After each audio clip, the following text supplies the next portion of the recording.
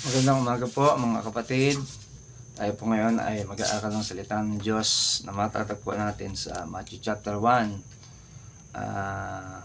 Ang sabi po dito, makikita natin yung talaan ng mga angkan ng ating Panginoong Jesucristo, tapos yung kapanganakan ng ating Panginoong Jesucristo.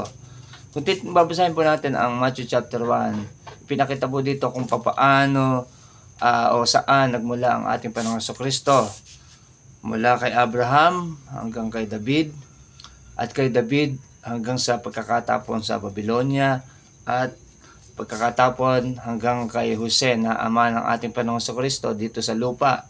Ngayon, idinugtong po dito yung kapanganakan ng ating Panginoong Jesucristo, kung paano ang sabi doon ay maglili ang isang babae at manganganak ng isang sanggol at tatawagin siyang Emmanuel, na ang ibig sabihin ay sumasa atin ang Diyos. So kung pag-aaralan po natin ito po ay propesiya ng propesiya to sa mga taga-Israelita.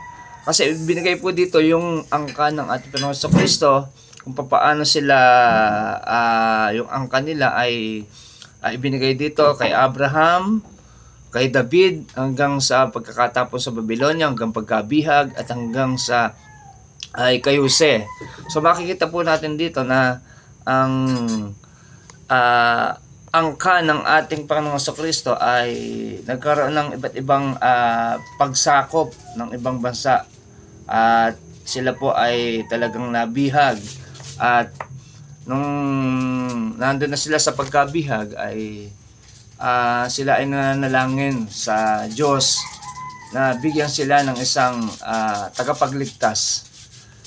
At ito nga po ang propesiya na ibinigay sa kanila, na ang sabi doon ay maglilihi ang isang babae at manganganak ng isang sanggol at tatawaging Emmanuel, na ang ibig sabihin ay sumasa atin ng Diyos. Ito po ay propesiya sa ating sa mga taga-Israel, dahil sila po ay talaga namang lahi ng ating Diyos. So ngayon, ang pinakamensahe po dito, dahil po ang mga Israelita ay laging nananalangin sa Panginoon, hindi sila binigo ng Diyos, at binigyan sila ng tagapagligtas na walang iba kundi ang ating Panginoong Jesucristo, na ang sabi doon ay tatawagin siyang Emmanuel, ang ibig sabihin ay sumasa atin ng Diyos. So purihin po ang Panginoon.